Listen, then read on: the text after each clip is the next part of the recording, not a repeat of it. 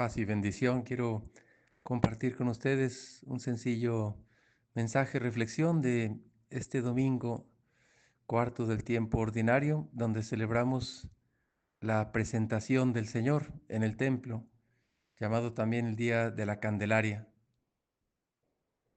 Podemos fijarnos en el Evangelio, tres ideas que les comparto por si les ayudan. El Evangelio narra cómo se presenta el niño Jesús en el templo, como prescribía la ley de Moisés. Y María Santísima y San José ofrecen para presentar al Señor, para consagrarlo al Señor, un par de tórtolas o dos pichones, como dice el texto. Y después ya viene el acontecimiento del anciano Simeón, que reconoce en el niño la presencia del Mesías, es decir, la consolación de Israel, y lo toma en sus brazos y alaba a Dios. Y luego le dice unas palabras proféticas a María Santísima, que una espada va a atravesar su alma por lo que le van a hacer en el futuro a su hijo, al Mesías.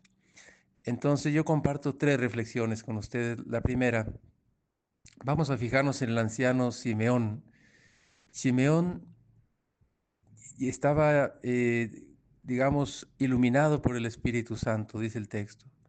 Él estaba presente el Espíritu Santo en él y le había sido revelado que no moriría sin haber visto al Señor, sin haber visto al Señor. Yo quisiera centrarme en eso como primera idea y unirla con otra situación que se describe inmediatamente, donde también se habla cómo Simeón ve al Señor cuando ya carga al niño en sus brazos.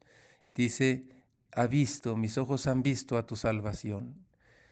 Vamos a centrarnos en ese ver. A Simeón se le había prometido que no moriría sin haber visto al Señor.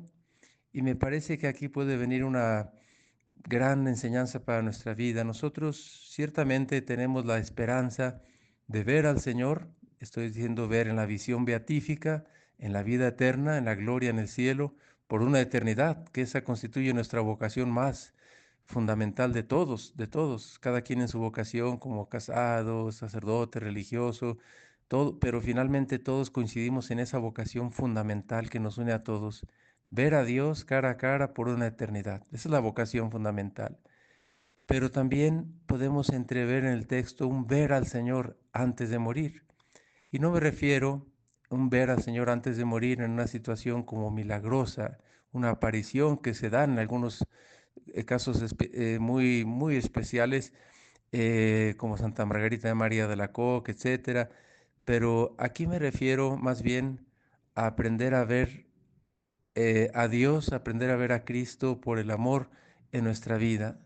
Porque ¿qué es lo que te hace ver a Dios? Insisto, en esta vida no me refiero a apariciones milagrosas, etcétera, que cuando se dan la iglesia las discierne y adelante, que son bastante, no, nada comunes, por supuesto, pero me refiero a verlo a través de la fe y del amor. Lo que te hace ver a Dios en esta vida es la fe, y claro que es una visión en la misma fe en cuanto tal, no clara, no total de ninguna manera, si no, no sería fe, pero sin embargo sí es un ver desde el corazón. Y también el amor, el que ama, va viendo a Dios en todas las cosas, en el prójimo, en las cosas, incluso hasta en las situaciones difíciles, puede ver al Señor que lo invita a amar más y a confiar más en Él.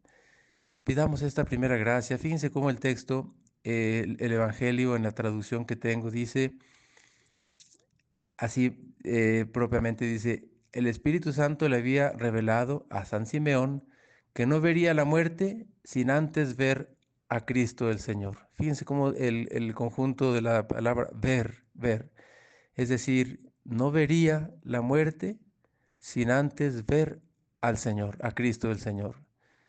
Antes de ver la muerte, es decir, de morir, se le había sido prometido que vería al Señor. Ojalá que nosotros también, por la fuerza del Espíritu Santo, podamos aprender a ver al Señor en el sentido que he explicado, antes de ver la muerte, es decir, antes de que llegue nuestro día, que seamos llamados a la presencia de Dios, porque si lo aprendemos a ver aquí, en el sentido que he dicho, lo veremos allá, en la vida definitiva, en el cielo, en la visión beatífica, para siempre.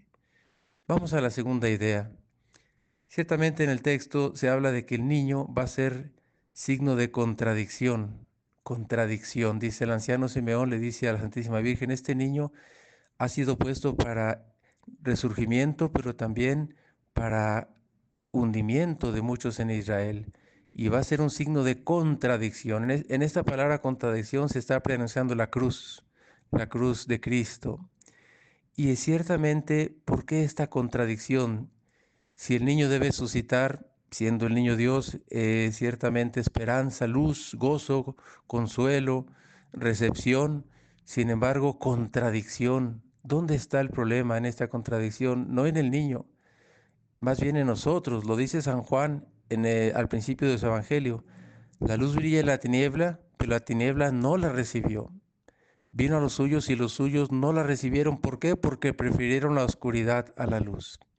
Y esta fiesta de la Candelaria, pues candela, luz, es decir, es la fiesta de la luz porque el niño es luz, pero el ser humano, endureciendo su corazón, puede cerrar el corazón y suscitar contradicción ante la presencia de la luz. Y viene el endurecimiento, viene el rechazo, la hostilidad, incluso, pues el dar muerte al niño. Me refiero cuando el Señor ya en su vida pública, a los 33 años, pues fue crucificado. Sin embargo, resucitó y vive entre nosotros. Entonces la contradicción viene de la actitud del corazón del hombre, del corazón humano. Pidamos al Señor que no seamos, que el Señor no sea signo de contradicción en ese sentido para nosotros, porque ciertamente la luz, la bendición que viene de Dios, pues debe suscitar en nuestro corazón la apertura, la acogida, la salvación. Es lo que quiere Dios. Pidamos que así sea. Actualmente en el mundo hay una tendencia de un rechazo cada vez más generalizado a Dios y a todo lo que conlleva la sabiduría de Dios, como si quisiéramos nosotros cambiar la realidad, la gramática de la realidad, para decirle a Dios cómo debió haber hecho las cosas y ahora cómo la vamos a hacer nosotros. Me refiero, pues a veces yendo en contra de los valores fundamentales de la persona humana, del orden fundamental que Dios ha puesto en la creación, en la constitución de la persona, en la estructura de la familia, por ejemplo, en la configuración de los seres, etcétera. Entonces, pidamos al Señor que nuestro corazón no se cierre y se aplicase esa palabra también con nosotros de que vino a los suyos y los suyos no lo recibieron. Y vamos a la tercera reflexión, la última. La Santísima Virgen recibe en este momento la segunda anunciación, así la llamó San Juan Pablo II en una encíclica sobre la Santísima Virgen María. La segunda anunciación, porque la primera anunciación fue la que le dijo el ángel, cuando le dijo, será hijo del Altísimo, reinará en la casa de David, cuando el ángel le prometió, bueno, le anunció a María Santísima lo que sería el Mesías, que ella iba a concebir por obra del Espíritu Santo. Sin embargo, aquí viene una segunda anunciación, es como una precisión, dice, pero este niño va a ser signo de contradicción y a ti una espada te atravesará el alma. Esa frase es fortísima, ¿eh? Una espada atravesar el alma es, me parece que no habría una manera más fuerte de expresar un dolor más fuerte, digamos. Espada atraviesa el alma, es como decir un dolor indecible que no podemos ni siquiera imaginar, va a atravesar tu alma, le dice a María Santísima Simeón. Está profetizando en la cruz. De hecho, en la cruz un momento en que el costado de Cristo es traspasado por la lanza y ahí está María viendo todo. Ahí se cumplió en plenitud esa profecía, aunque ciertamente toda la vida de Cristo, cuando empieza a sufrir el rechazo, pues redunda en sufrimiento en la madre, por supuesto. Sin embargo, en la cruz llegó a su plenitud este dolor anunciado y profetizado por Simeón. Y la Santísima Virgen, ante este segundo anuncio, permanece en pie, permanece firme.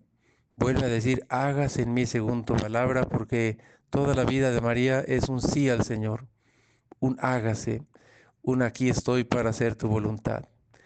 Entonces, aprendamos de ella. Cuando vengan estas anunciaciones a nuestra vida, digo, no del estilo de Simeón como le está diciendo María, pero a veces hay situaciones que preanuncian un momento no fácil en la vida de cada uno o de todos y debemos nosotros de tomarnos de la fe y por supuesto hacer lo que nos corresponde lo más que podamos para mejorar, para superar las situaciones difíciles, por supuesto que sí. No es una invitación a una actitud pasiva, sino una actitud activa en la fe.